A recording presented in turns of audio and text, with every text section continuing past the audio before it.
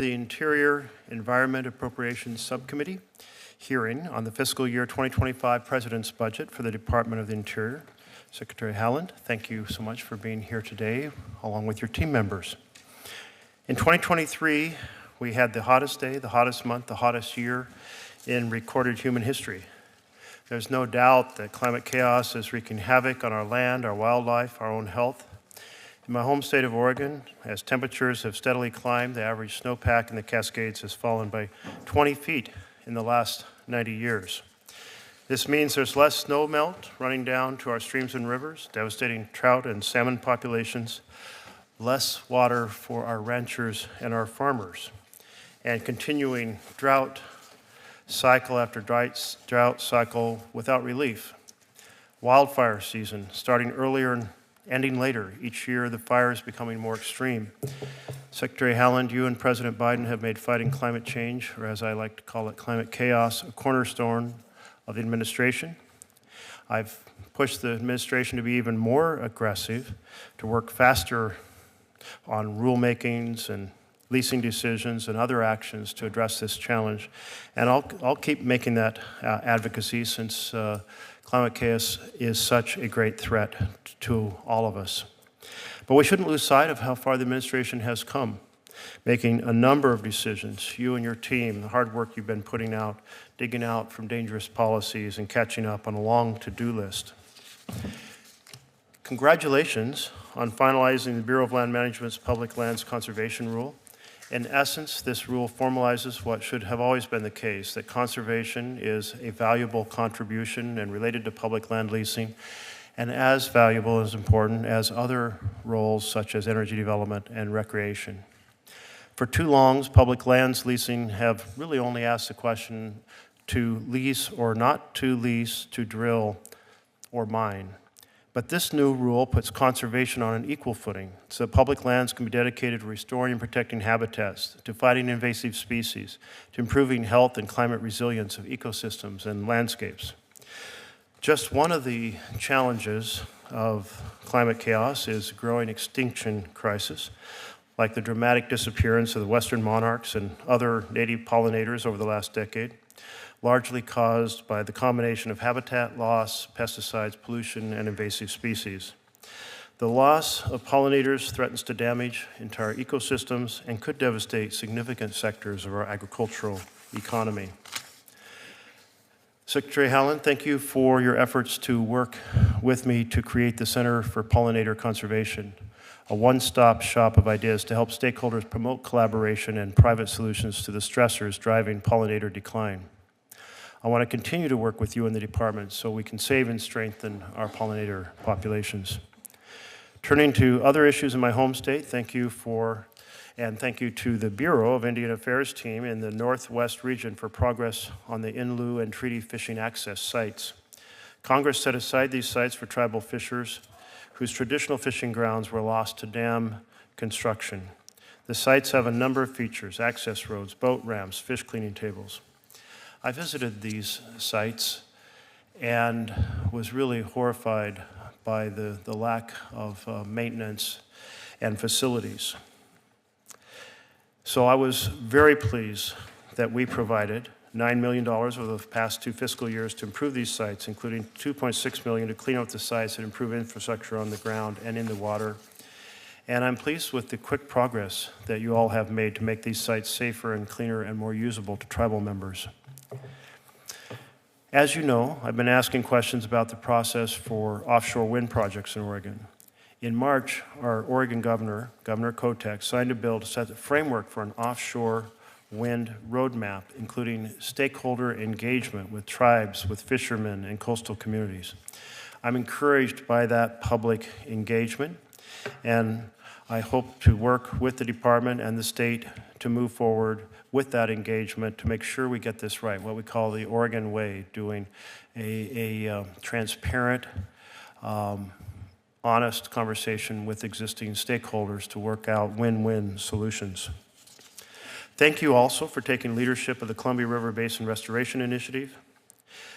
I can't tell you, and I know you understand, how important salmon is to the tribal communities of the Northwest. This work will not only restore salmon, but bolster resiliency and stability of the surrounding communities, the ecosystem as a whole, and the economic vitality of the region. It's a huge undertaking, given the $1 billion in new federal investments, and it requires sustained commitment from this administration and from Congress across multiple agencies and jurisdictions. I know there's a lot of work to do to complete this initiative, but I wanted to acknowledge the work that your team has done, underscore the confidence I have in your department and the administration to see this vision through. Turning to the budget request, in fiscal year 24, the first round of budget caps imposed damaging cuts on important programs in the Interior Department. I was concerned about the budget caps and the Fiscal Responsibility Act because I thought they were irresponsible. As you work to manage your department, you must be seeing not only immediate and painful impacts on staffing, but also on missed opportunities. Missed opportunities to increase investment in reducing the loads of hazardous fuels that feed catastrophic wildfires. In my town halls, where I go open town hall in all 36 of our counties, I hear time and time again about why can't we do more to make the forests more fire resilient, because loads of burnable materials have built up over time, and the very long, very dry, hot summers makes this an enormous challenge if we don't do more forest management. Another missed opportunity is increased strides in research and science that leads to better decision-making on protecting our lands, waters, and wildlife, to better meet our trust and treaty responsibilities by increasing support for tribal communities, and to more aggressively fight climate chaos. We also miss the opportunity to properly staff our national parks and other public lands as the summer season approaches. I'm pleased to see that in the fiscal year 2025 budget request of $16.3 billion, it addresses some of the damage done by the caps in FY24. The request also makes modest increases for critical priorities such as tribal communities, education, public lands, wildfire staff increases, and critical conservation initiatives. I support these efforts. In fact, would probably like to go further than the request proposes, because I feel that the situation we're in is not sufficient to respond to the climate crisis, the extinction crisis, the chronic funding gaps in Indian country, and other threats to our land and water. We must work to make sure that the FY25 budget caps are increased so that we can start again to do our jobs as appropriators and address these overlooked, underfunded needs. Thank you for your dedication, Secretary Haaland, to the people and to the mission of the Interior Department. Now turn to our ranking member, Murkowski from Alaska, for her comments. Thank you, Mr. Chairman, and appreciate you being here, Madam Secretary. We had an opportunity briefly to see one another last week at an AFN reception where I think it was good to note the progress that has been made with murdered, missing Indigenous women and persons, and recognizing that May 5th was a day to acknowledge some of that progress. So I thank you for that.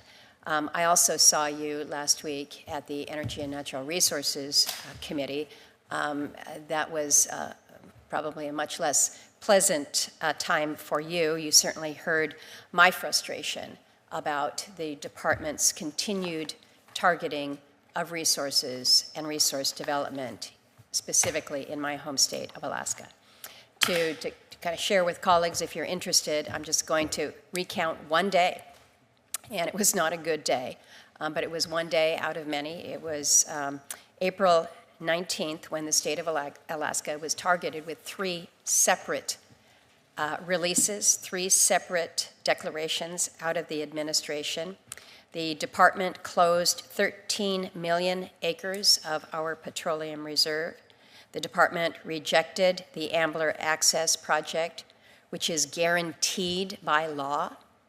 And the department issued a major land plan that failed to lift public land orders that was directed by a law that I wrote 20 years ago. For 20 years, we've been trying to advance this. But this day, April 19th, where there were 3 measures that came out of the administration that just kind of laid Alaska to its knees. These are on top of dozens of others that have effectively worked to limit Alaska's opportunity when it comes to our resources. The term that I have used and others have picked up is that Alaska is being sanctioned by this administration more heavily than they sanction regimes in places like Iran or Venezuela. When President Carter signed ANILCA in 1980, he promised in that 100% of Alaska's offshore and 95% of our onshore would be open to responsible development. And Alaskans accepted that. We accepted that in good faith in exchange for tens of millions of acres that were placed in federal conservation status. And so just as we did in our Statehood Act, we assumed that we would have access to the lands that had been granted that we had selected.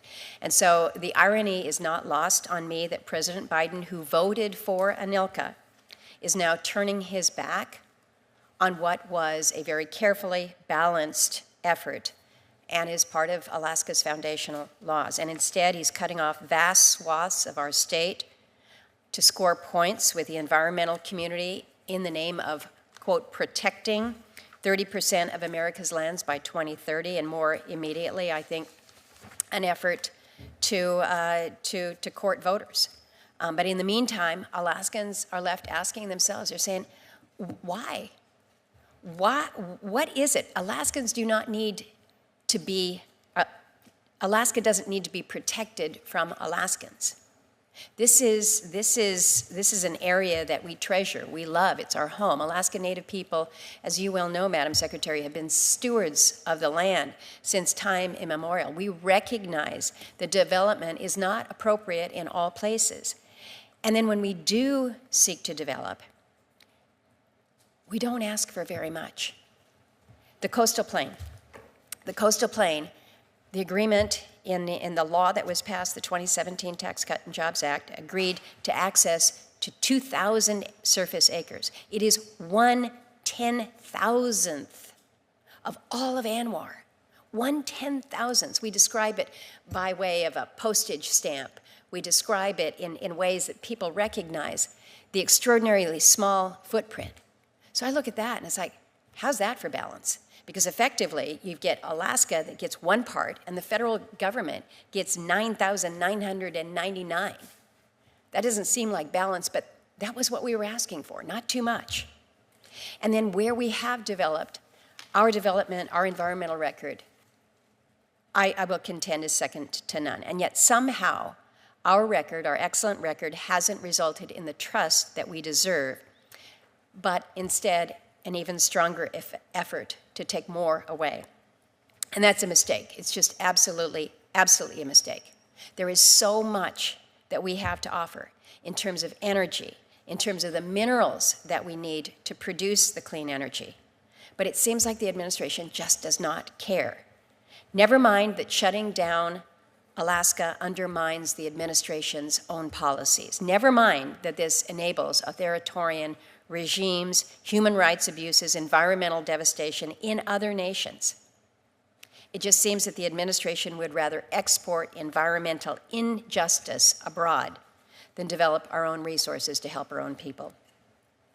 So today, I see a department that ignores the law with regards to Ambler, with regards to our petroleum reserve, with regards to our land management plans, our coastal plain, and the prioritization of conservation above all else. Even when it seems that you have the opportunity to do the right thing, you fail in it.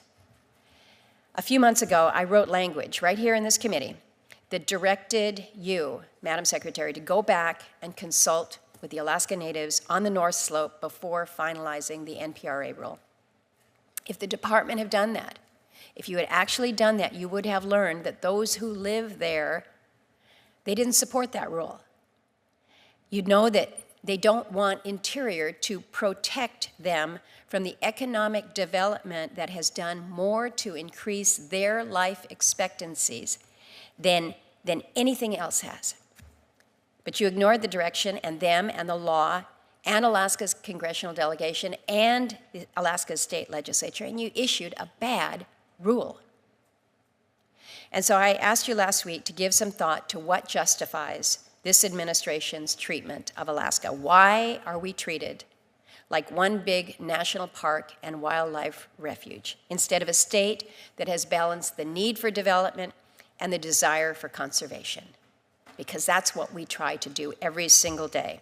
But when one end of that bargain is lost, the whole thing is lost. It took decades to settle Alaska lands matters, but less than 4 years for this administration to just turn everything on its head. So I hope that you're ready to answer my questions today, because right now I'm in a position, I'm in a place where it's really hard for me to discuss the budget request. All I can think of is if Interior is going to use its funding to make these kinds of decisions that penalize my state in this way, then I feel like what we need to be doing here is looking for ways to cut the department's budget until the department gets the point and returns to following the law and the balance that is reflected within it. So I'm going to have a whole series of questions this morning, Mr. Chairman, and hopefully we can get some answers to some of the things that I've raised. Thank you. Well, thank you very much, Senator, and this is a great opportunity to ask those questions. We are going to now have 5-minute rounds for questions, and I'll ask everyone to not ask a question after your 5 minutes has expired. We'll give the Secretary the ability to continue responding, and that way we'll hopefully get through folks and have round 2, round 3, round 4. And if I violate this myself, you feel free to gavel me down. And so can we put 5 minutes on the clock? Well, first we have to hear your testimony. We're just so eager to get into our questions. And as eager as I am to hear your questions, thank you for giving me time for my oral statement. Chair Merkley, Ranking Member Murkowski, and members of the subcommittee, thank you for the opportunity to testify in support of Interior's fiscal year 2025 budget request. I appreciate all of the support this subcommittee and your staff have consistently shown the Department of the Interior. I've especially enjoyed visiting many of your home states. Every trip informs my understanding of the issues important to the American people, the impact of the work that we do, and how our budget can support those interests. Our 2025 budget totals $18 billion in current authority. Of that amount, $16.4 billion is within the jurisdiction of the Interior Appropriations Subcommittee. First, I want to highlight several important proposals: permanent pay legislation and reforms for our wildland fire workforce, mandatory funding for future Indian water rights settlements, and reclassifying contract support costs and leasing payments to tribes from discretionary to mandatory funding starting in 2026. This administration has made a steadfast commitment to strengthen government-to-government relationships with tribal nations. We are doing so thanks to significant investments from Congress, which are helping address the deficiencies that decades of underfunding have created. I'm grateful to the members of this subcommittee for working on a bipartisan basis to champion tribal priorities. With a total request of $4.6 billion for Indian Affairs programs, this budget will address complex and difficult challenges such as the missing and murdered Indigenous peoples crisis, the legacy and continuing impacts of federal Indian boarding school policies, and Native language revitalization. Public safety continues to be a top priority for tribal leaders across the country. The budget includes $651 million to support critical public safety needs across all of Indian country. We also request $1.5 billion for Indian education programs with strong investments in the day-to-day operations of schools. This funding is critical as we prepare the next generation of Indigenous Americans to lead their communities.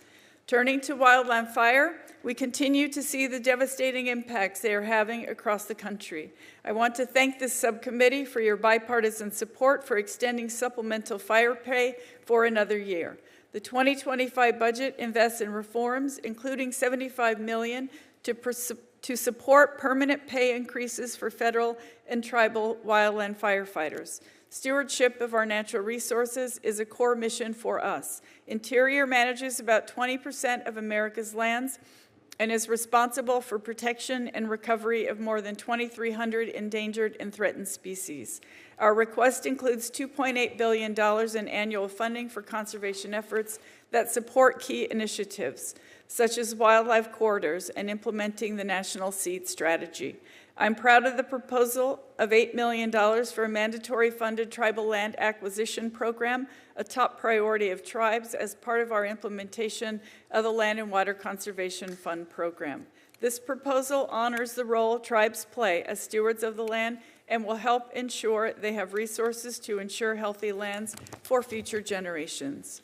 The 2025 budget invests $189 million to continue the progress we have made in deploying clean energy, building a resilient domestic-based supply chain, and creating thousands of good-paying jobs.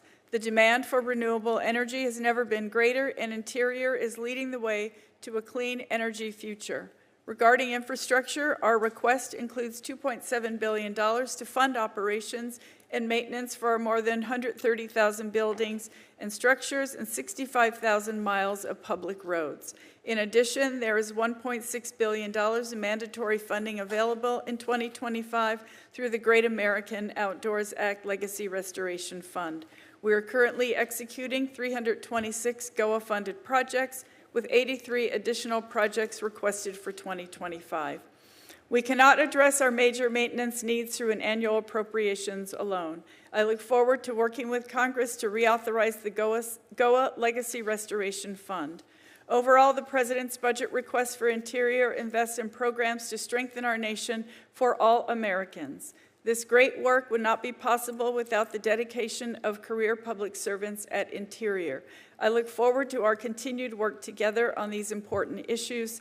Thank you for your partnership and support for the important work of the department and its incredible employees. I am pleased that Denise Flanagan, Joan Mooney, and myself will be here to answer any questions that you have.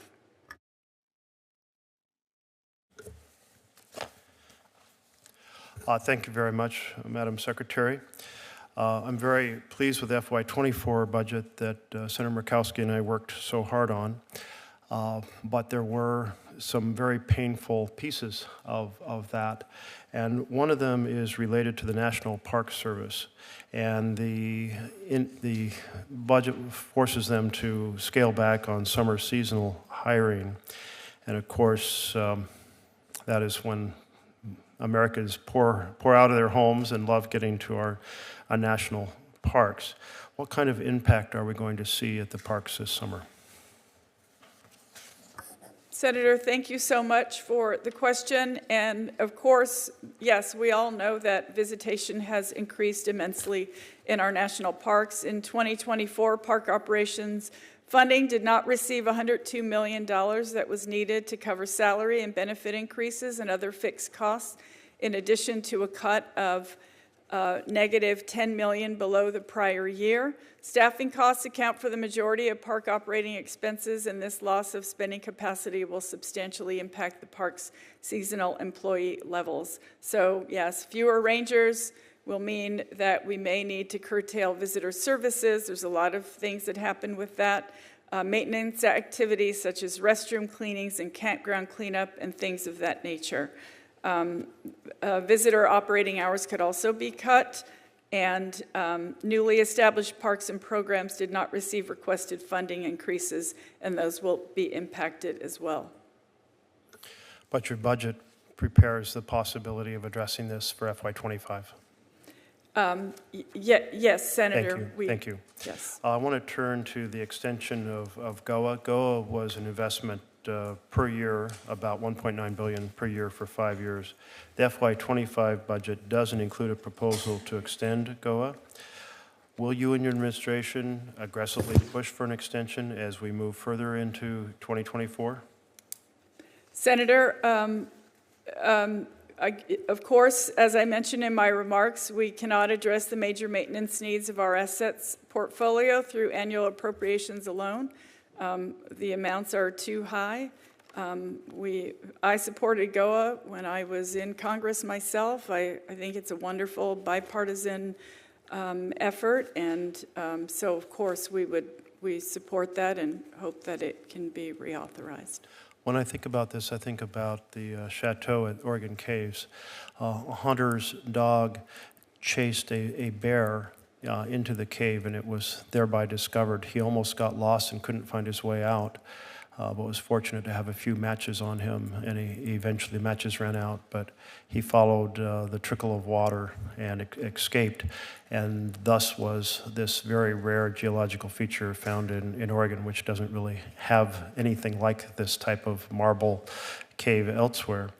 But the chateau has been closed for years and years and years. It's a national monument, national historic landmark, and it's an example of the type of work that needs to be done. And so I hope we'll continue to push to restore and save the investments the last generation made in so many important pieces of infrastructure. I want to turn to renewable energy development on tribal lands.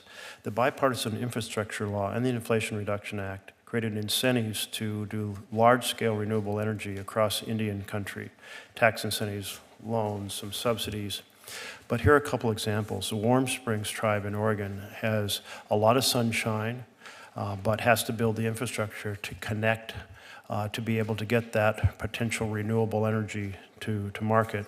The Standing Rock Sioux tribe of North and South Dakota is struggling to get a wind project off the ground with similar difficulties. It takes capital up front. This isn't just a Department of Interior challenge, so we need interagency cooperation with the Department of Energy and with FERC.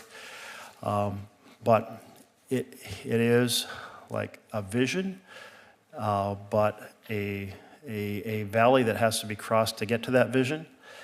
You are co-chair of the White House Council on Native American Affairs. What tools is the administration utilizing across the federal government to try to solve this problem and enable tribes to be part of the climate solution and part of the renewable energy economy, including good-paying jobs for tribal members? Thank you, Senator. As you know, the President started the White House Council on Native American Affairs because he feels very confident that an all-of-government approach to tribal issues is the best path forward. For our part, Interior offers loan guarantees and technical assistance to tribes for renewable energy activities, but they're on a much smaller scale than the Department of Energy programs. We are working to help improve opportunities for development. The BIA took action to improve and streamline applications for processing right-of-way and business leases, including those needed for renewable energy projects. We'll continue to work across the government to make sure tribes have what they need to develop on their lands, and I'm happy to work with you and the tribes in your state to help. Thank you. Thank you, Madam Secretary. The chairman just informed me that he's going to have to excuse himself for a few minutes. So let me start with Ambler. You know the project very well. This is a proposed private haul road to a mining district that has great copper and numerous critical mineral potential. I think pretty key to the administration's push for the minerals that are needed for clean energy. And as I mentioned in my opening, ANILCA created the gates of the Arctic National Park and Preserve. It's about 8.4 million acres. The same sections of the same law provide for surface transportation access to the Ambler district. So I've got behind me a copy, or a quote from Section 201(4). And it says, in the highlighted area, Congress finds that there is a need for access for surface transportation purposes across the western Kobuk River unit of the Gates of the Arctic National Preserve from the Ambler Mining District to the Alaska Pipeline Haul Road, and the Secretary shall permit such access in accordance with the provisions of this subsection. I think the text of the law is very clear, but what is equally clear is that this was a balance here. Congress created Gates of the Arctic and then guaranteed access to Ambler. The Secretary shall permit access. So the concern, the problem that we have is when the administration announced that it will be choosing the no action alternative, it effectively denies this project to proceed, which is directly contrary to the federal law that is stated pretty clearly, and contrary to, again, this very careful balance that ANILCA struck between development and conservation. So I look at this, and as a lawyer that hasn't practiced in a long time, I can read the plain meaning of the law. Do you not see that the action that the administration has moved forward with as a no-action alternative is contrary to the clear stated intention of this section of ANILCA? Senator, as you know, the department has not yet made a final decision regarding either of the rights-of-way for Ambler Road. The proposed 211-mile route, it crosses different lands, approximately 25 miles of BLM-managed lands and 26 miles of NPS-managed lands. ANILCA does not address Ambler Road crossing BLM-managed lands. Those are all things that we needed to take into consideration. The BLM's discretionary authority to issue a right-of-way over BLM-managed lands is found in FLPMA, however. We don't feel that we are ignoring the law. We are, in fact, doing exactly what the law has directed, and, of course, we're happy to follow up with you for the record on specific legal citations. I think we do need to have an understanding here, because if I'm interpreting what you've just said, you're effectively saying that Congress protected the wrong lands, that it was parklands instead of BLM lands, and you're ignoring the plain text, again, of the law, which says, from the Ambler Mining District to the Alaska Pipeline Haul Road. I don't think that language could be any clearer. So the other thing that I heard you say here, though, is that this is not the final. The final is coming. I understand that. But are you suggesting here that we might see something different than the no-action alternative coming out of the administration? I am not saying anything. I mean, I essentially don't have any news to share today with respect to that, but we are more than happy to stay in touch with your office and try to answer any other specific questions. Well, let me ask it another way. How is this not a federal taking?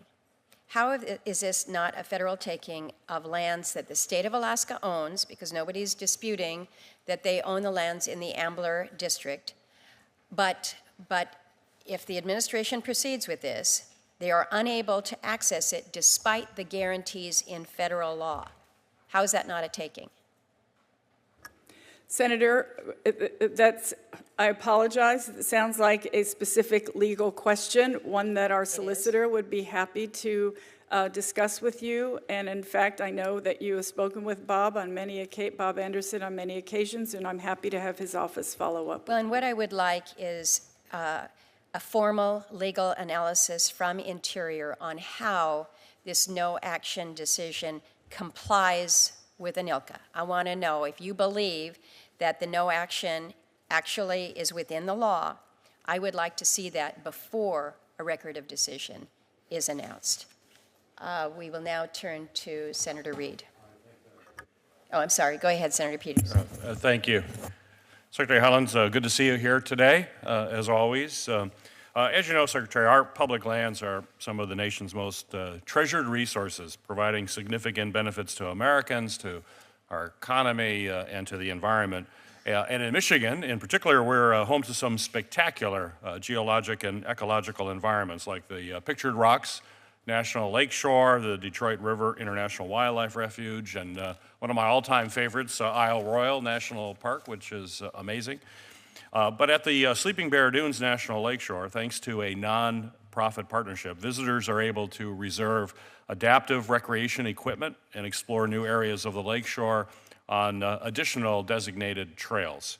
However, opportunities like this, unfortunately, are scattered across DOI public lands, not all of them, unfortunately. and accurate information about trails is needed to identify where different adaptive recreation equipment can be enjoyed for visitors to make informed decisions about where they will go. So my question for you, Madam Secretary, is can you speak to the importance of expanding these adaptive recreation equipment programs all across the Department of Interior? Thank you for the question, Senator. We went to your state, we went to the sand dunes. I had a broken leg at the time with a big boot on, and they offered me this sand buggy. Right. I declined. However, I know that those are available to people with access issues. So I was grateful to be offered, and of course, increased public accessibility for Americans to enjoy their public lands. My mother, God rest her soul, used a wheelchair in the later part of her years, and taking her to some of the parks where there were opportunities to wheel her around was important to us. We continue to identify and propose investments and opportunities to improve public accessibility as part of the budget process. So specific questions, we're happy to stay in touch with your office, and of course, please know that we're always working on that from our end. Well, I'd hope you'd consider prioritizing funding opportunities. Is that something you're open to and we can work together on? Absolutely. Great. Absolutely. Great, thank you. The DOI Fish Hatchery Operations Program provides funding to fish-producing tribes in support of associated hatching, rearing, and stocking programs. This type of fish production helps achieve mandated fish recovery efforts throughout the Great Lakes states and as well as across the country. And the benefits of tribal hatchery production is far-reaching, as I know you know, including boosting commercial and recreational fishing, but also tourism, as well as ecosystem benefits. My question for you, Madam Secretary, is can you speak to the importance of fully funding this program and how it is used to assist tribal subsistence efforts and the development of reservation economies? Thank you very much for the question. I can tell you that in 2023, EPA provided Interior with $368 million for the important Great Lakes Restoration Initiative. As of January 2023, the Bureau of Indian Affairs had provided over $113 million in the initiative funding to Great Lakes tribes so that they could implement roughly 800 tribally led restoration projects and capacity awards. That's ongoing. Happy to keep you, your staff informed of how that is moving forward. Well, I appreciate your work on the Great Lakes and your focus, and great that you're up there visiting and seeing at firsthand the joys of it. Secretary, last year we discussed an issue that I'm particularly interested in, addressing the disparities and high cost of living for employees throughout the national park system. Specifically, we discussed the importance of taking a closer look at how pay is decided and how that would bring a more detailed understanding of pay needs and perhaps better match pay rates to the areas where the parks are actually located, which tend to have very high cost of living because they're near wonderful places where people want to live and bid the price up. Last year, you agreed that taking a closer look at how pay is decided would bring a more detailed understanding of pay needs, and you committed to taking a closer look at this. Can you provide me with an update on your work on examining this issue, please? Senator, thank you for the question. Of course, that is definitely a priority for us. The budget proposes over $100 million from different funding sources to improve employee housing and parks. We also, because if you can get some of the costs down, of course, that also helps employees to have an opportunity to live. We were grateful to have a $40 million anonymous contribution toward National Park employee housing in Yellowstone. So that is still a priority for us. I don't have anything specifically to report on pay currently, but we're happy to keep you updated shortly after this hearing. But just know that we're working hard to ensure that we can get those costs down, and housing is one of those areas, one of the big ticket items. Good. Well, I look forward to keep working with you. It is a critical issue for folks who just can't find affordable housing near the parks. Yes. Thank you. Indeed. Thank you. Thank you, Senator Peters. Senator Fisher. Thank you, Senator Murkowski. Welcome, Secretary. Nice to see you again.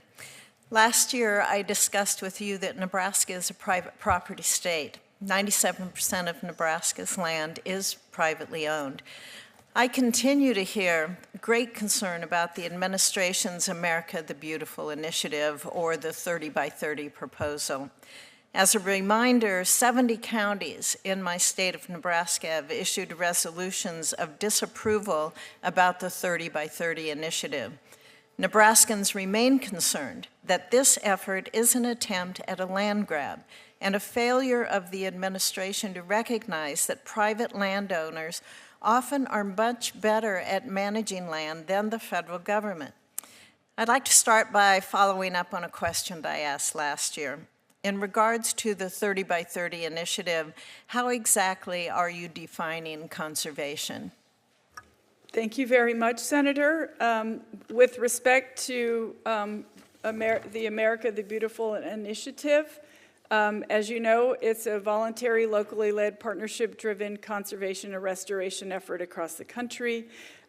With respect to the definition of conserved land, we continue to work toward a flexible, inclusive definition given the many types of conservation that exist on federal, state, and private land. I think one of the operative words is voluntary. Folks can volunteer to include their lands in conservation or the definition of conservation, or they don't have to. How do you reconcile stating that this is being a locally led voluntary effort, yet in 2023, America the Beautiful initiative, you cite 5 new national monument designations, restoration of protections to various federal lands, and several mineral withdrawals as key progress? How is that key progress when I don't believe that those actions sound at all like they're locally led or voluntary efforts? In fact, many of those are, Senator. We could take... Can you give me an example? Sure. The Aviquame National Monument, that was a conservation effort that was worked on by the tribes of Nevada for almost decades, and it's their ancestral homeland. When tribes come to us and ask us to help them to conserve a certain portion of land that they care deeply about, we listen. It's a transparent process. We open up a public comment period. There's a lot of people that get to weigh in on that issue. Does the land remain under the control of the tribe, or is it put into a national monument designation? I can see the federal government trying to work with landowners on different conservation practices. I probably define that different than you. But when the tribe, you said, has worked for decades on this, do they still then maintain control, and does it fit into the bucket that the administration's trying to have for the 30 by 30? So staying with the example of Aviquame that I gave you, it's a BLM managed land. However, the tribes have, we also enter into co-stewardship agreements with tribes. So does that fit in the 30 by 30? Is that part of the program since it's been happening for decades? So the 30 by 30 is an initiative. It's not a specific program. It's an initiative of the administration. And so it's not a specific program with a line item in our budget, but we work toward conserving land kind of under that umbrella. But yes, we would count that land if we were, if we were counting land. Sure, that would be under a conservation effort, and the tribes would have a say in it. If I could move on just quickly here. In your budget, you request $13 million for acquisition of zero-emission vehicles. And electric vehicles, we know, are costlier. They have a host of issues, including increasing our nation's reliance on foreign-controlled critical minerals. Secretary, thinking about the vast number of priorities across your agency, including improving permitting and ESA consultations, as we discussed, do you really believe this is the right time to be prioritizing the purchase of more expensive and probably less practical electrical vehicles for the department? And do you find it troublesome that the department has widely fought to restrict the development of critical minerals and mining domestically while also pushing for vehicles that are currently heavily dependent on foreign supply chains for these? And I would emphasize in areas of the world like Congo, where we have children mining cobalt, which then we can sit back and say, oh, but we don't allow that. But yet you want vehicles that are dependent upon it. Senator, since President Biden has taken the oath of office in January of 2021, we have moved through 5 critical mineral mine permits, and those mines are moving forward now. We started the interagency work group on mining reform. It's a 150-year-old law. We felt there's a lot of new technology. We're trying to streamline some of these efforts, and so the report has come out, and we're working to follow the recommendations of the report that we think will help us to move forward in a quicker fashion. Additionally, under President Biden's leadership, 40 mining or mine modification permits have also been approved. So the career staff at Interior is working hard to move this process through. And we also believe very strongly that we do need a supply chain of critical minerals if we wish to move our country toward the clean energy Do you think transition. it's practical to request that $13 million please. in your budget for those vehicles? Senator Fisher asks a great question, but the chairman reminded me we were all going to try to stick to our 5 minutes. And Thank you. Maybe we can answer this in response to another senator. Senator Reed. Thank you very much, Senator Murkowski. And I want to thank you, Madam Secretary, for visiting the Blackstone River Valley National Historic Park last summer. And thank you for including $9 million in the Great American Outdoors Fund for repairs to the historic Slater Mill, which is the birthplace of the American Industrial Revolution. It's something that's going to make a great deal of difference, so many thanks. I listened very attentively to Senator Murkowski, who is someone I've had the privilege of working closely with, and she's raised some very serious questions, which I think must be answered. But it struck me, one of the ironies is that today the United States is the world's largest crude oil producer. So we are doing a lot when it comes to produce hydrocarbons. In new drilling was in 2023, 2,100 new oil and gas wells on public lands. That's a 29% increase from 2021. And there are 7,300 permits to drill on public and native lands that have not even been used yet. So we're in a very interesting situation. We've overtaken Qatar as the largest exporter of liquefied natural gas.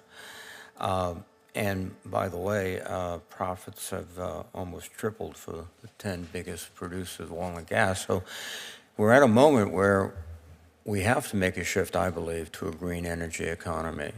But at the same time, we're not trying to suppress the oil and gas industry. In fact, they've never had it so good.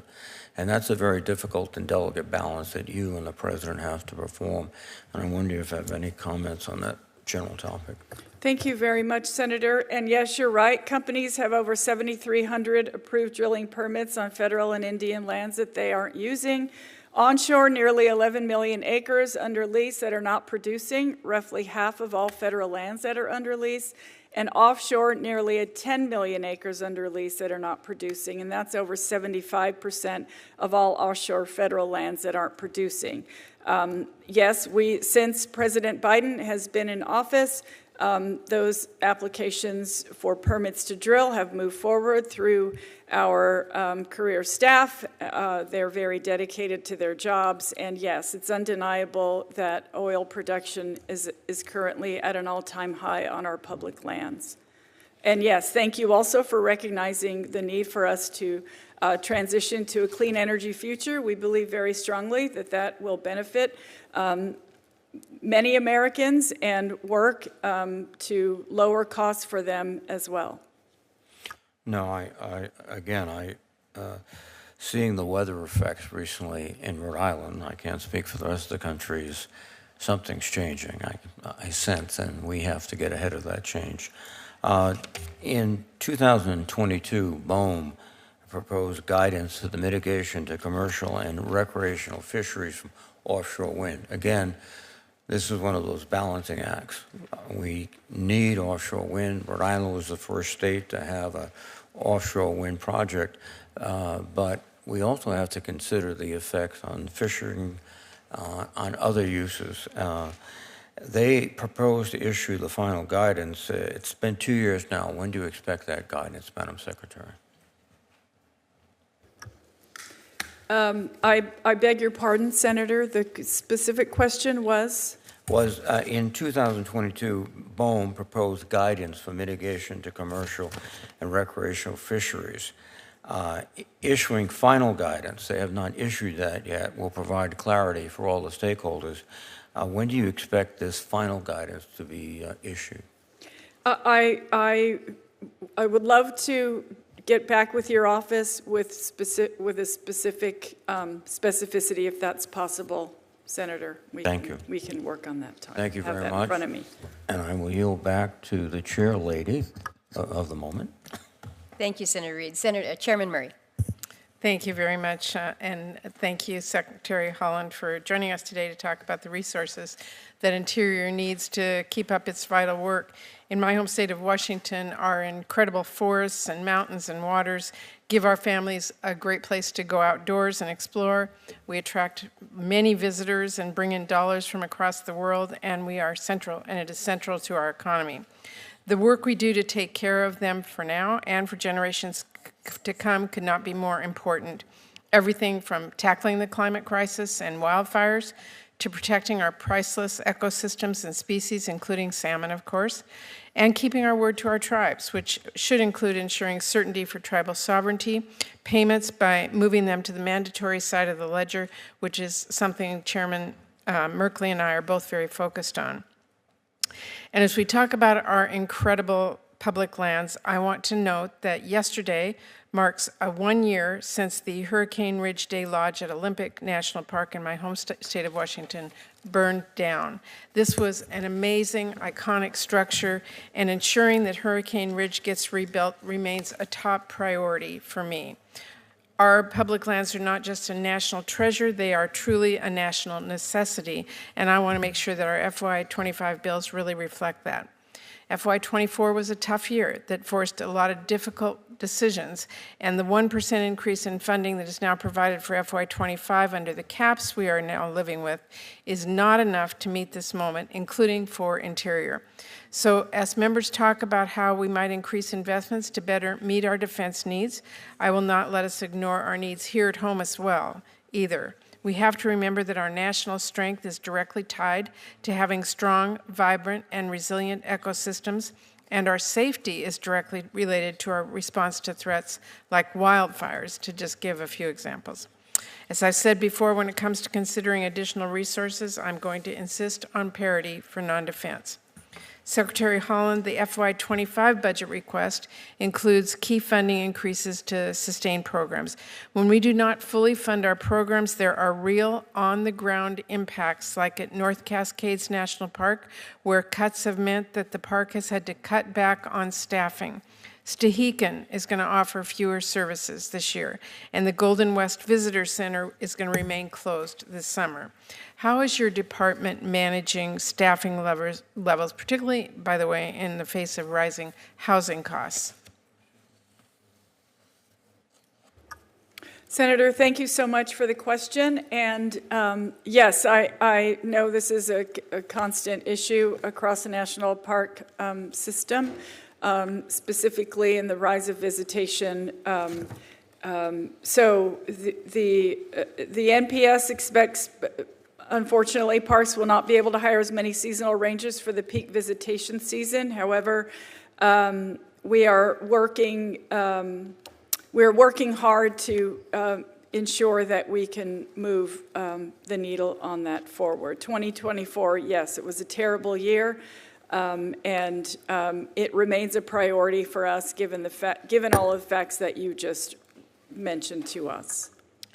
Well, I just think we all have to remember that the work we do here impacts people's ability to visit our amazing places across the country, and that's why I'm so adamant about funding for that. Salmon are absolutely essential for tribes and environment and economy of the Pacific Northwest, and salmon recovery is not easy. It requires working at it from every angle, like investing in our hatchery infrastructure, protecting and restoring our critical habitat, combating invasive species like the European green crab, and addressing emergent pollutants like 6-PPD. Secretary Haaland, talk to us about how your FY25 budget request will help with salmon recovery. Thank you, Senator. And the 2025 budget includes $24 million in appropriated funding to support the Columbia River Basin salmon recovery efforts in reclamation and in the Fish and Wildlife Service. This includes funding in the Bureau of Reclamation for the Columbia and Snake River Salmon Recovery Project for studies, habitat restoration, and mitigation to address the impacts of reclamation water projects on anadromous fish. I beg your pardon if I didn't pronounce it correctly.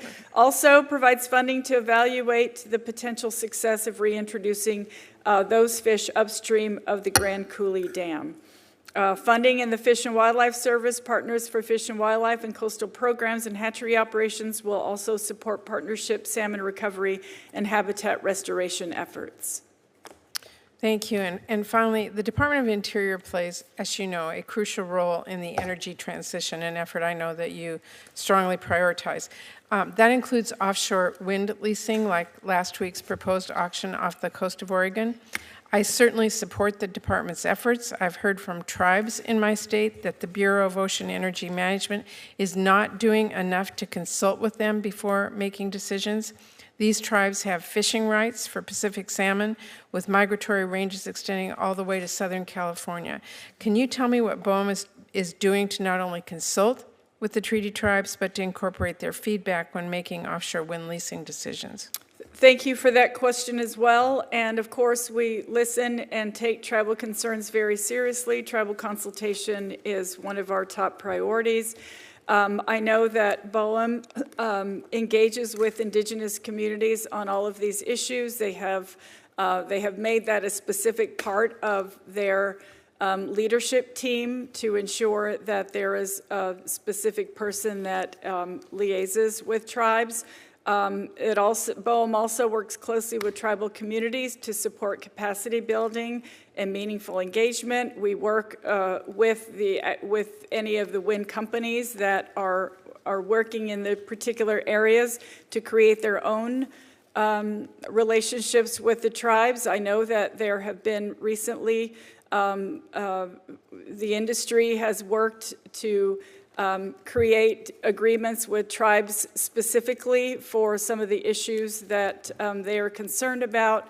I can just tell you that I have traveled personally to meet with tribes on offshore wind on many occasions, both on the east and the west coast, and we're doing our best to ensure that they are part of the conversation, and yes, that their concerns get incorporated. Okay, well, we are hearing concerns from our tribes about being consulted, so if my staff could follow up with yours. We'll be happy to be in touch with them. Okay, Thank you. Thank you very much. Thank you, Chairman Murray. Senator Deb Thank you, Senator Murkowski. Welcome, Madam Secretary. It's great to see you. And I want to start by thanking you and your team at the National Park Service, especially Director Chuck Sams and the head of your Chesapeake Bay office, Wendy O'Sullivan, for the technical assistance that they provided to us as we work on establishing a Chesapeake National Recreation Area. We've had a long process of public feedback on how to highlight the cultural and ecological significance of the Chesapeake Bay and increase public access through the creation of a recreation area within the National Park Service. We'll have a hearing. We're very excited. We're going to have a hearing on this legislation to create a CRNA in the Energy and Natural Resources Subcommittee on National Parks in just 2 weeks. And we've had a lot of excitement and support from around the state. So my question to you is pretty simple and straightforward. I just ask for your continued commitment to work with us to get this bill passed and make the Chesapeake Bay Recreation Area a reality. Thank you. Yes, Senator. Thank you. I appreciate that. Yes. Let me turn to another program that's very important to protection of the Chesapeake Bay and its ecosystem. That's the Chesapeake Wild program. This was a bipartisan initiative at the Fish and Wildlife Service, launched by Senator Capito and I a number of years ago. We got it passed, the authorizing bill, and the Congress has provided funds on an ongoing and bipartisan basis. It's to protect habitat and water quality around the Bay. It's been very successful. Just this last summer, I visited Waterloo Farm to see an example of this conservation program at work in coordination with the Eastern Shore Land Conservancy. The National Aquarium is also building a floating wetland in Baltimore Harbor. These are just some examples of the good uses to which these funds have been put. You described this program, I think in last year's testimony, as a, quote, wonderful program. It is not in the president's budget. I recognize that in addition to the Department of Interior, you've got OMB there. So my question to you, Madam Secretary, is I will work with this committee to do what we've done in the past to provide funding, and I just want your assurance that you continue to be supportive of the subcommittee's efforts with respect to this program. Yes, of course we will. Thank you. We'll be supportive of you, yes. Thank you. And Senator, I could just say that the budget does include $38 million for work in the Chesapeake Bay through the USGS, the Fish and Wildlife Service, and the National Park Service. Yes. I know it's not the same thing, but... No, I appreciate that. Look, the funding for the Bay comes through a number of different streams and agencies. All of it is important, but and I do thank you for what you have in here and for your commitment to work with us as we continue to move this important program forward. Turning to offshore wind, the administration, as you know, has a critical target of 30 gigawatts of offshore wind capacity by the year 2030. As of last month, the department had approved 8 offshore wind projects generating an anticipated 10 gigawatts of clean energy. Simple question again, are you committed to staying on track to hit the 30 gigawatt target in the next 5.5 years? Yes. And as you know, and BOEM's come up a couple of times here, identifying and leasing suitable offshore wind areas requires a lot of coordination. And it requires coordination among federal agencies. In my view, we need both BOEM and, frankly, also the White House to play a stronger role in coordinating these efforts if we're going to achieve the administration's own goals, including Maryland's contribution to that. We also have a very ambitious offshore wind target. And during the recent process, we had a lot of issues with BOEM and lack of coordination among federal agencies. As a result of that, we did get a statement from the Biden administration to Senator Cardin, myself, and others, where the administration says, and I quote, the administration has preliminarily identified acreage off of Maryland's offshore coast of a similar size and wind energy generation capacity to B1. It goes on to pledge coordination for inclusion in a subsequent offshore wind lease sale as early as 2025. Madam Secretary, I just want to confirm that you and your agency and the administration are committed to working with us to make that commitment a reality. Yes, Senator. Yes, this summer, BOEM will proceed with a proposed lease sale for the Central Atlantic, which does include Maryland. Right. Just those are some leases in Maryland that are going forward. The area I'm talking about, which is called B1, actually is not part of that sale.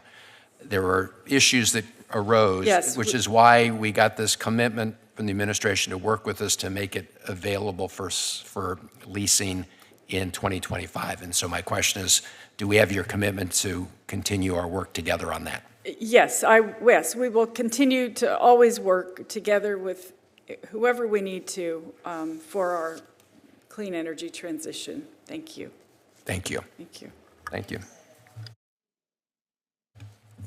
Thank you, Madam Vice Chairwoman. Thank you for being here today, Madam Secretary. I appreciate you testifying in front of this committee. Last year, we discussed how good stewardship of public lands includes using our resources effectively and sustainably.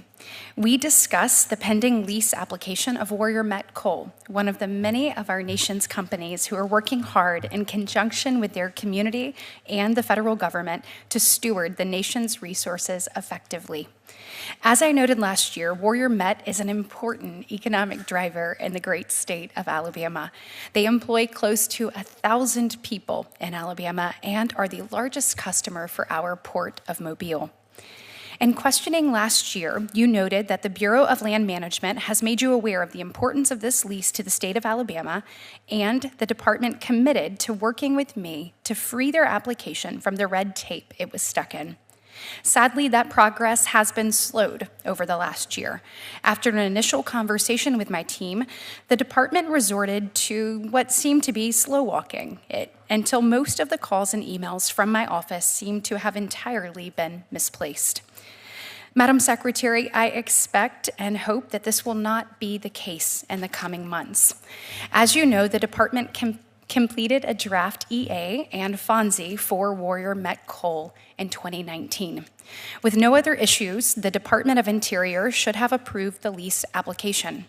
But in June 2022, the department informed Warrior Met Coal that all coal leases were, quote, frozen due to the Ninth Circuit Court decision, even though Met Coal was obviously not targeted by the decision.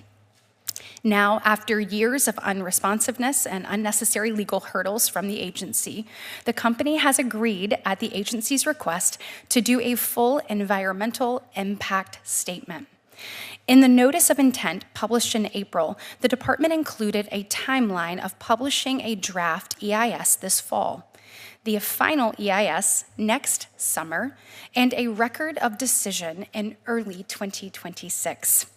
Madam Secretary, it is my expectation that given the amount of work already put into this application, the agency's request to move through the full EIS and the familiarity that the department has with Warrior Met Coal, that the department could easily move faster than this timeline. However, what I'd like to have from you today is a commitment that to the very best of your ability, that you will at least hit the agency's own published timeline. Thank you very much for the question, Senator. And yes, just to make sure that you know, we issued the notice of intent to prepare an EIS on April 30th. BLM will accept public comments through May 30th, so for the rest of this month. Mm-hmm. And we are absolutely aware of the interest in the timely completion of this review process. It will continue. We don't have any plans to slow walk or whatever, and I apologize if our staff hasn't been back in touch with your office. I will make sure that they are in touch with you when you call, and we're happy to keep you updated. I really appreciate it. And just so that I make sure that we're on the same page, you just mentioned, obviously, the notice of intent that was published in April. You talked about the draft EIS this fall. I mentioned the final EIS next summer and the record of decision in early 2026. So you are committed to maintaining that timeline. I have that commitment from you today. If that is the timeline, I will make sure that's what my staff has put out, and we will be in touch with your office, certainly. I greatly appreciate that, because currently, as you know, Warrior Met mines right next to a federal coal, and they mine their land more than about 1,500 feet under the earth, and they will run into that federal border that shifts that ownership to the U.S. government. And the coal across that boundary is obviously the exact same coal. It is the same chemically, it is the same mine, and it leaves the ground the exact same way and goes to the same place. So Warrior Met wants the opportunity to continue to do that, to do what they do, and to do it well. And so I appreciate your commitment to maintaining that timeline, and obviously I am hopeful that it can be done even quicker than that. The process has clearly taken entirely too long, and it's really put a number of Alabama jobs, not to mention a $1.2 billion revenue stream, at risk. And so I am glad to hear the agency has a timeline. I look forward to working with your team. I appreciate your commitment to continue to be responsive, and I look forward to getting this resolved in a positive manner. Thank you, Madam Secretary. Thank you very much, Senator Britt. I want to turn to the Klamath Gone Fishing hatchery. We had a situation on the Klamath Lake where two species of suckers, the quam and the cockatoo, which have been critical to the tribal culture and tribal nutrition in the Klamath Basin, on the edge of extinction. And we set up, a number of years ago, I held a gathering to bring all the experts together, and out of that came this plan to have this hatchery. And actually, hatchery isn't quite accurate. It's more a rearing ponds. The small fry are harvested after they hatch and brought in. We had discovered that the younger fish die when they're returned to the lake because of the levels of toxins from algae blooms, but that the older fish have a chance of surviving 5 years or older. This process continues to build this so that we will save these two species, save that ecosystem. In February, Fish and Wildlife Service announced that it would send $20 million in infrastructure funding to complete the hatchery. So this is good, and I use hatchery in quotes. Do you have an update on the progress of that expansion? And the sooner we get this hatchery completed, the sooner we'll be able to say that this vital piece of restoration in the Klamath Basin has been achieved. Thank you, Chairman, for your ongoing support on so many things. Construction of the hatchery and maintenance buildings has started and is projected to be completed in spring or summer of 2025.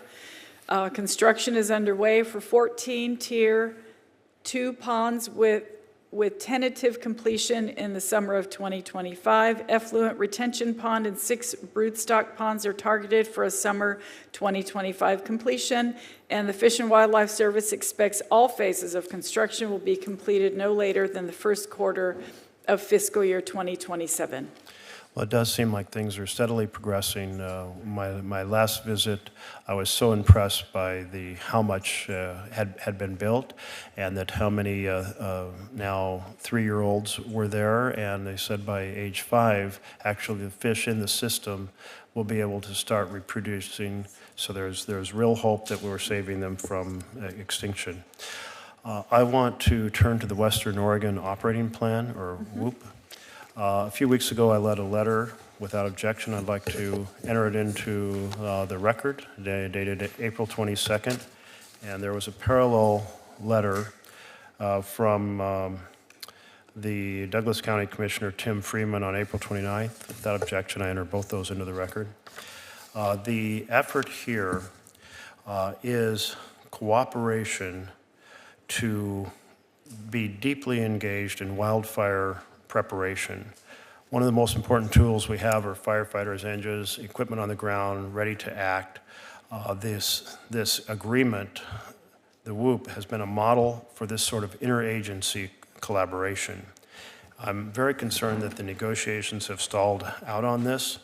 I'd like your commitment, Madam Secretary, to finish this negotiation before the current agreement expires and to get a replacement 5-year agreement in place. Could I have your support and commitment to get the WOOP negotiation completed? Senator, yes, the BLM is committed to continue the interagency wildland fire partnership with the Oregon Department of Forestry. And you have our ongoing commitment to work together to meet the requirements of both partners for the financial oversight and accountability, firefighter safety, and industry risk management. Very highly important we get this done. Yes, thank you. Thank you. Turning to hazardous fuels, we have increased hazardous fuels funding from less than $500 million 10 years ago to more than $1 billion today, so that's great. But we have to recognize that expansion is from one-time investments from the bipartisan infrastructure bill. The amount of forest that we can treat, whether it's prescribed burns or thinning or mowing, is microscopic compared to the amount of forest we have.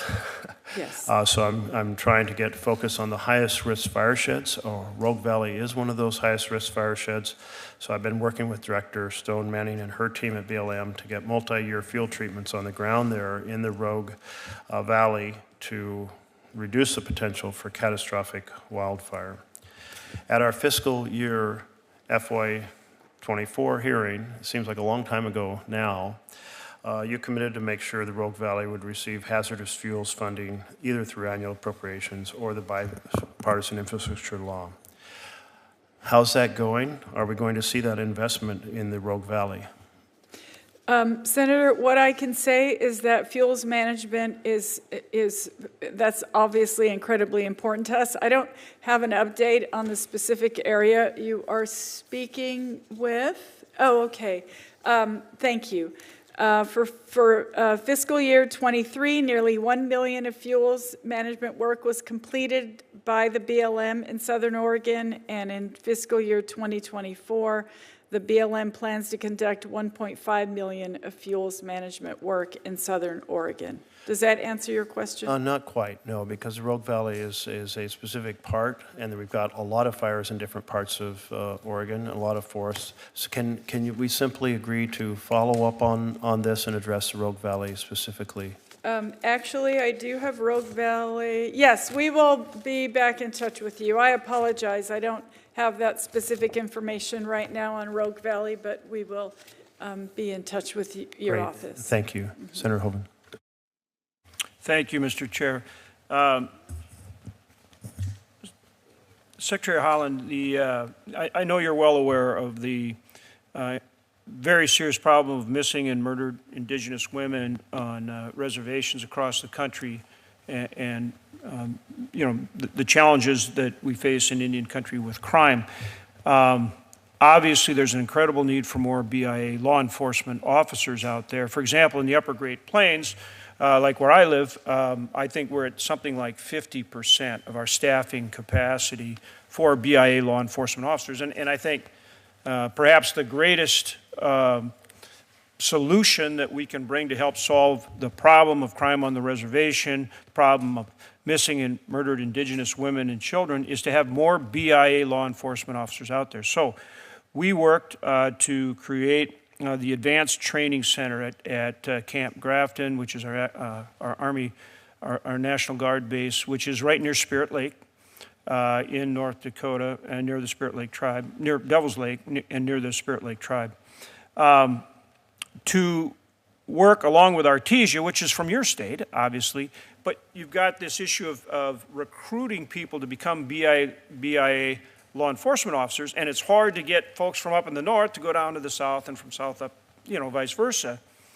And so now we actually have some balance there in terms of where individuals can go to be trained as BIA law enforcement officers. Last year, there were 5,429 personnel that went through those programs. Would it surprise you to know that 3,000 of those went through the Advanced Training Center at Camp Grafton? So 5,000, about 5,500 roughly, and 3,000 went through our training center. So I guess I'd like to know, one, are you aware of what we're doing here? And two, how can you help us do more? Because we still have incredible vacancy rates in our BIA law enforcement officers, and we need to do more. Thank you, Senator. And of course, we all agree with you. We need more people out there, and I experience that as a tribal administrator in New Mexico. So we'd love to continue this conversation with you if possible. I appreciate your efforts in that area, and want you to know that along with the training that you were talking about, we're working hard for things like pay parity, the initiative to bring BIA law enforcement pay in line with other federal law enforcement. We know that once you train these folks, you want them to stay put and not be lured away by higher pay in another agency. So we appreciate that. We'd love to have a further conversation with you about this particular training center, and would be happy to talk more about it. So we have your commitment to do more with these training centers, to do more recruitment, to do more to recruit people to be BIA law enforcement. And remember, we also provide ongoing training as well. Yes. To get more of these personnel out on the reservation to combat crime. You're committed to working with us to do that. Yes, and I'll when I get back to my office, I'll ask Assistant Secretary Newland to have someone reach out to your office. Thank you, Secretary. Thank you very much. Thank you, sir.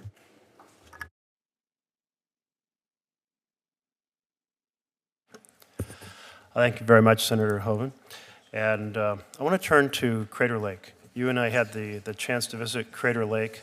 In fact, it was there where the ranger came out and displayed the sign showing decade by decade how much the average snowpack had reduced. And it was stunning for me to see that 240 inches of average loss of snowpack over 90 years, roughly cutting the snowpack in half. But on a different issue for Crater Lake, this last year, the National Park Service terminated the concessions contract at Crater Lake.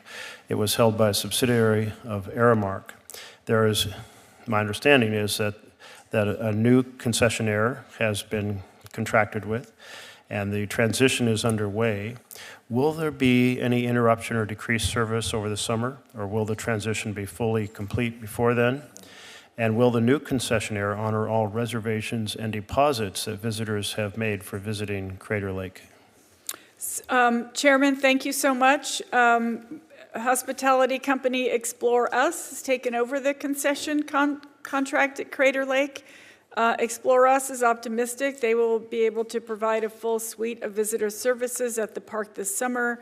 There's nothing that I have heard that they would not honor any and all existing reservations, but I will make sure that we check on that and get back with you to confirm.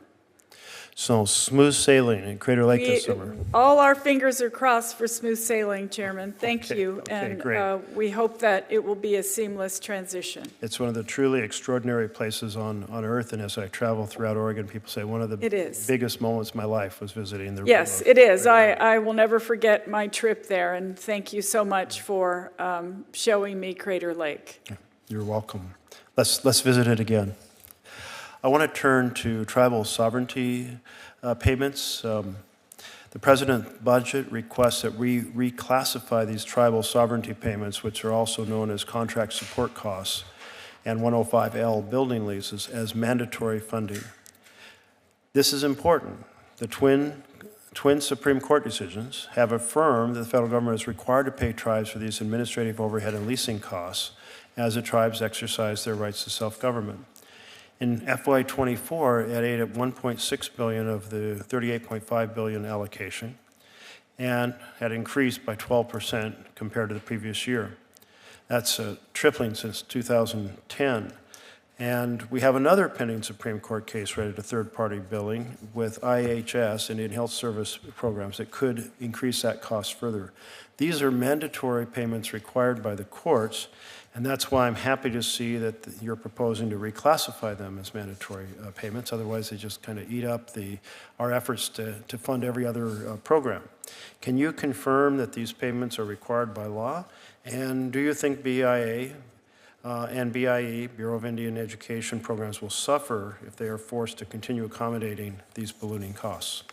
Thank you, Chairman. Yes, recent court decisions have affirmed the government is required to cover these costs, which are called for in the Indian Self-Determination Act.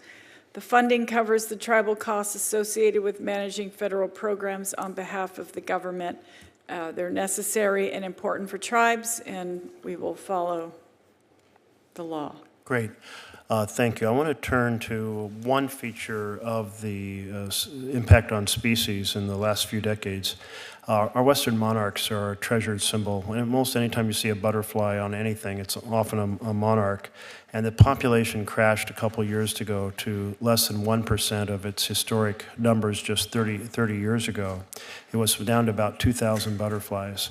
It's since rebounded, so that's good, but we're still somewhere around a 95% decline.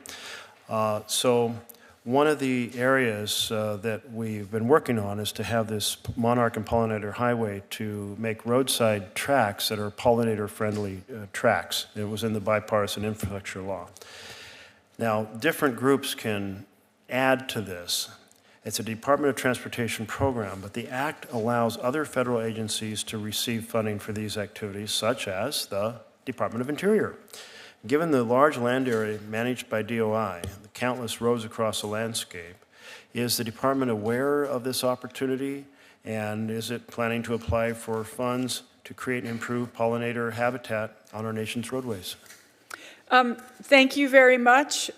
Great idea. And yes, the Fish and Wildlife Service would like to partner with the Department of Transportation on this really innovative issue, and we'll let them know about the current funding announcement.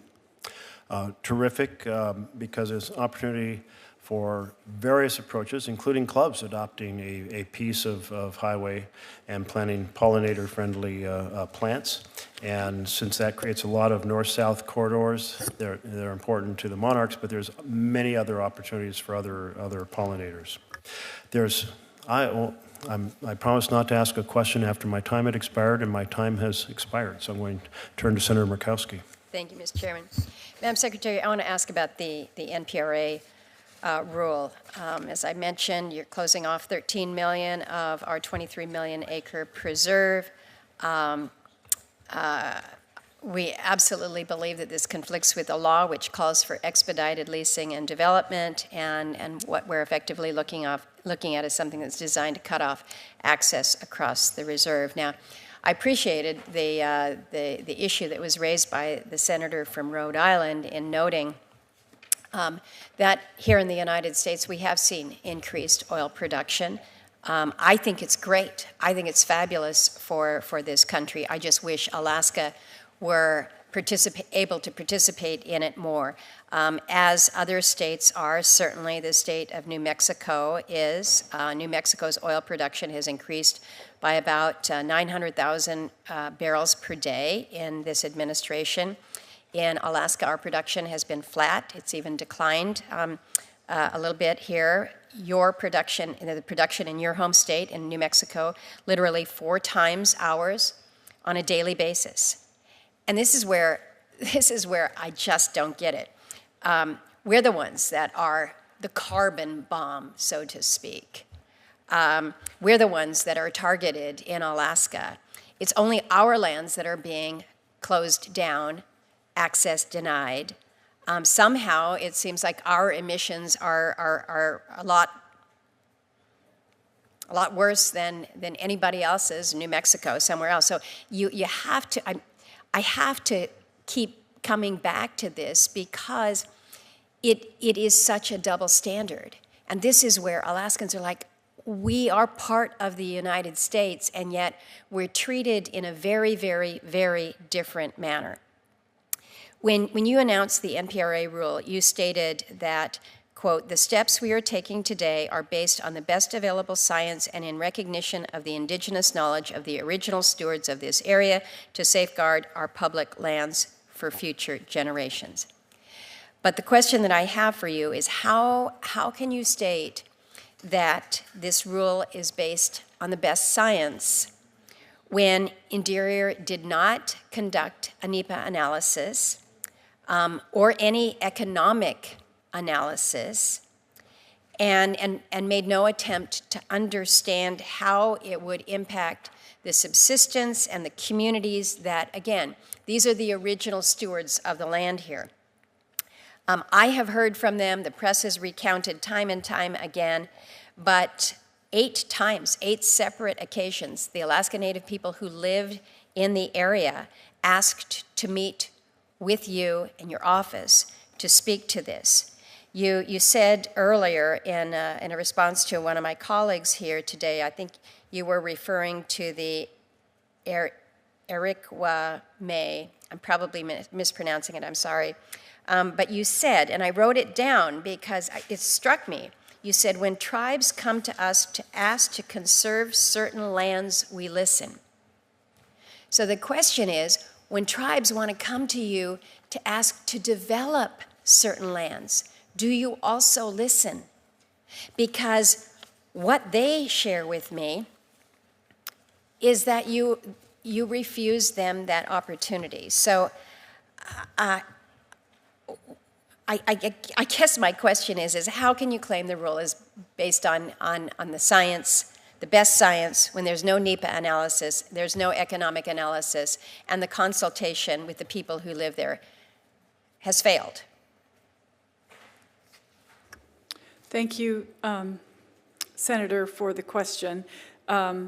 I just have to say, with respect to New Mexico, there is a lot of private land there that is developed. That's not under the federal government's purview, and we don't have any, you know. And we have less than 1% of private lands, but what we do have are public land. We have public lands. Yes, and we take those lands seriously. And I also do want to say how much we've been engaged with Alaska on so many things. The Gravel to Gravel initiative, for example, salmon crashes in the Yukon-Kuskokwim River Delta. We are listening, we are working on those issues. So I don't want to lose sight of the good things that we have done in Alaska. And I don't lose sight of that. I don't lose sight of that. But what I'm trying to understand from this administration is, it seems that the actions that are being taken from the administration when it comes to the opportunity for economic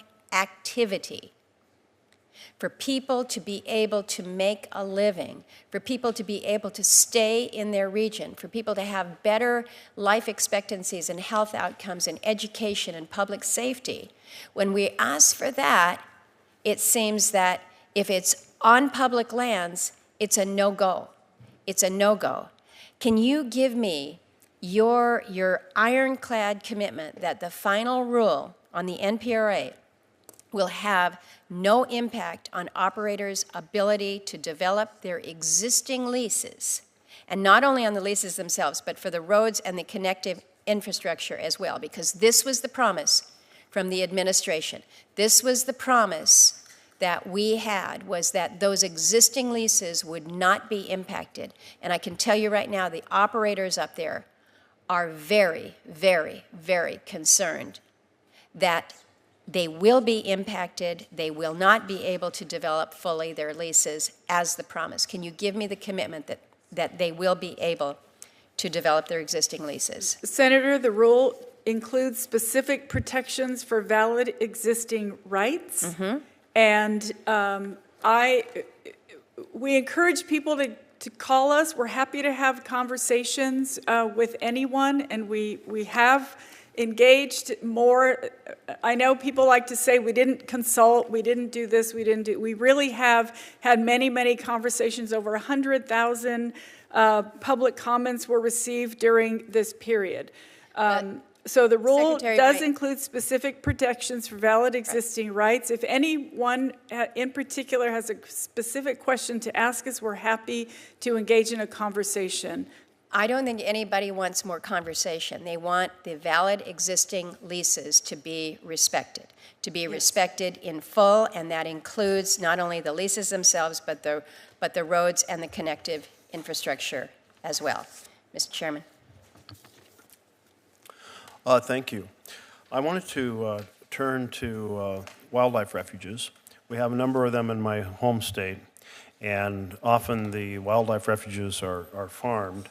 And one of the issues that folks have raised is that the pesticides that are used on the refuges have a big impact on the insect population, but also on the bird populations that are passing through and migrating. I want to enter into the record a study published in 2020 in Nature Sustainability, and it basically lays out how one particular pesticide, neonicotinoids, have affected a decline in bird diversity in the United States. When people hear refuge, they assume we're managing the refuge in a fashion that is good for the ecosystem on the refuge, but that is the issue that has been raised as a point of concern.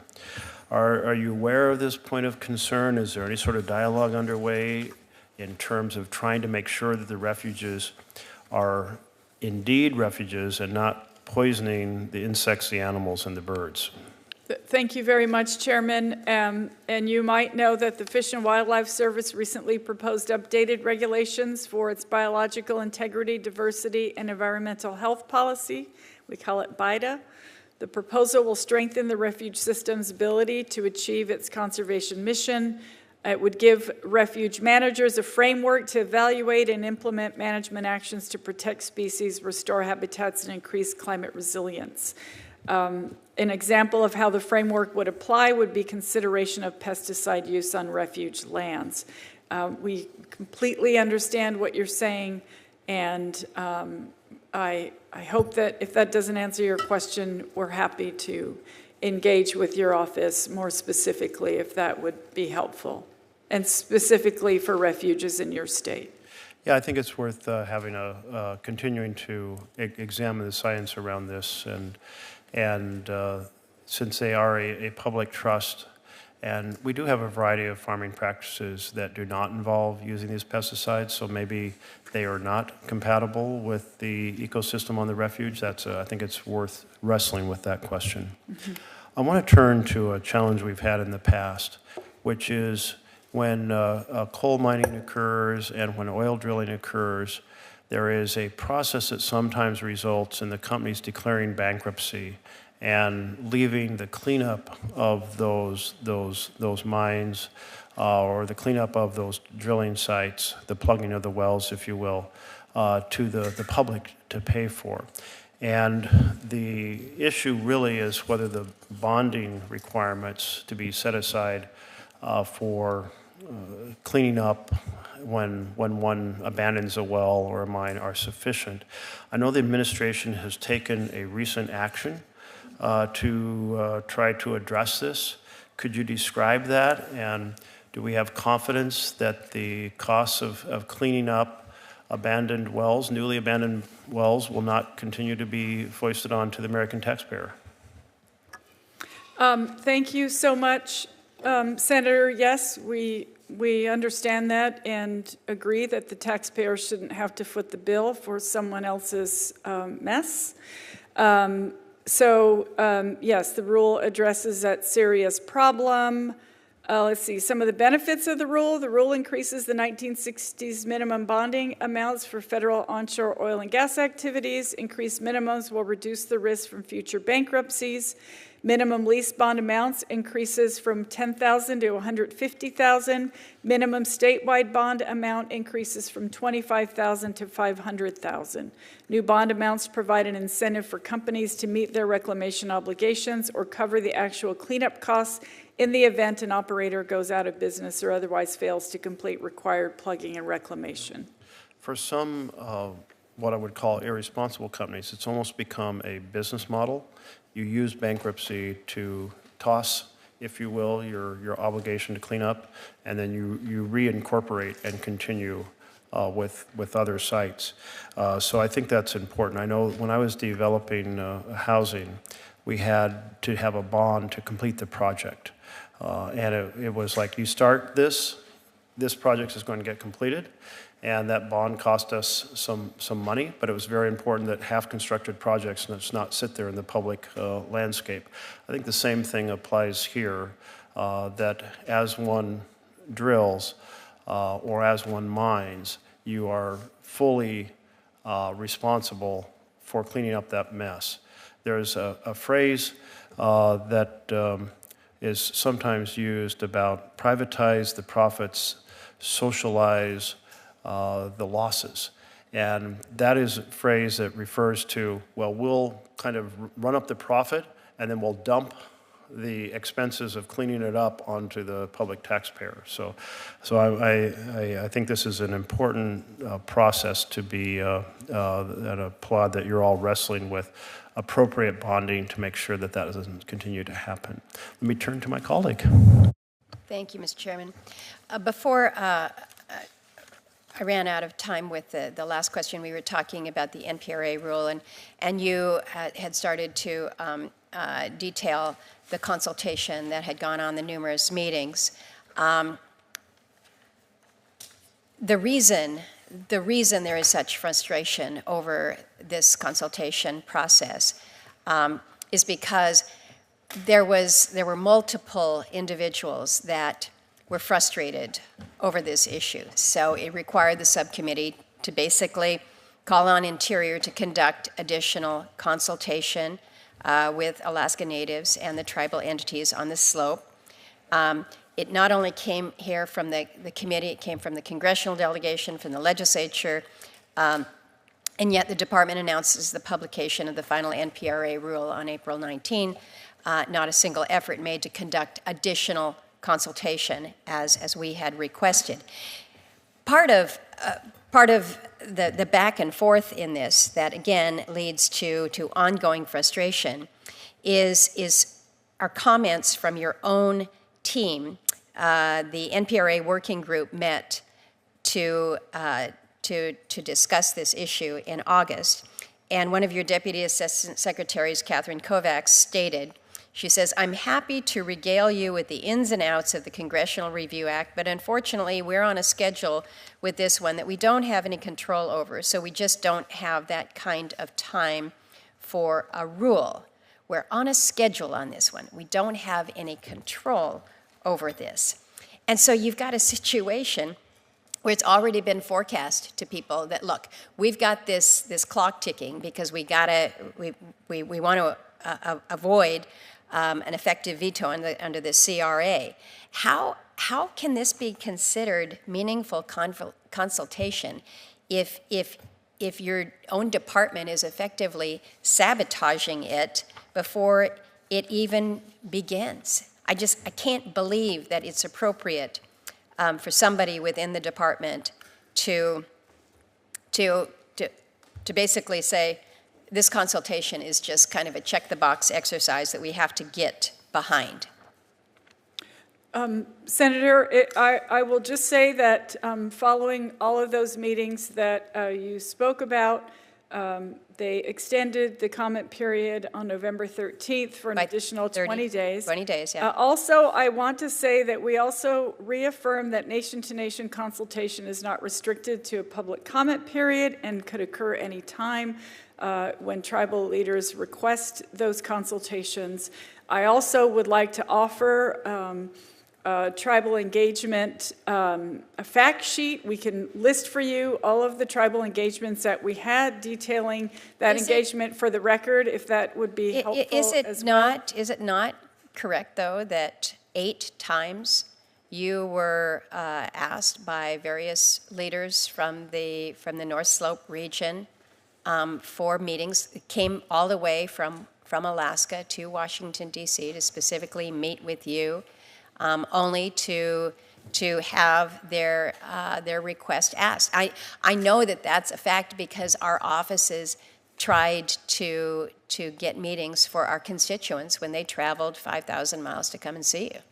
Senator, I know that our acting deputy secretary did meet along with Congresswoman Peltola. Our acting deputy secretary did meet. Yes. Our yes. Secretary of the Interior making an extraordinarily consequential decision about lands that that this group of Alaska Native leaders call home and subsist upon.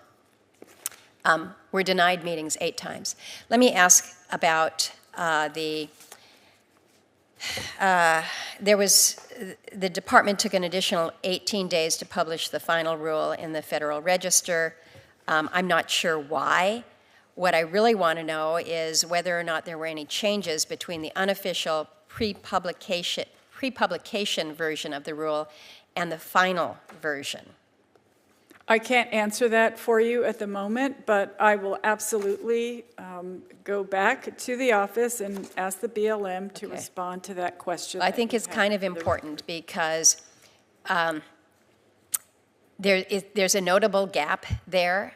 Your staff had previously committed to providing a red line of the draft rule and the final rule. So can you share with me as well the red line of the unofficial publication version of the rule? Senator, we will absolutely be in touch with your office as to those two specific questions. I would like to get that red line by the end of this next week, if we can. Thank you. Thank you. Thank you, Senator. And Secretary Haaland and your team, thank you for coming and addressing so many different issues. It is a vast swath of America that you have responsibility for, and it's so much more the case in the western part of the United States. And so I'm pleased that Senator Murkowski and I both come from the West, so we can work on these issues together.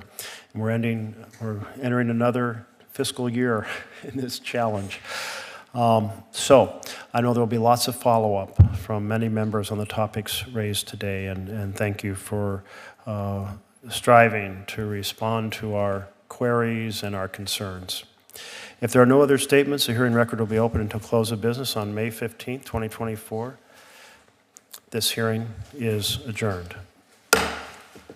Thank you, Mr. Chairman.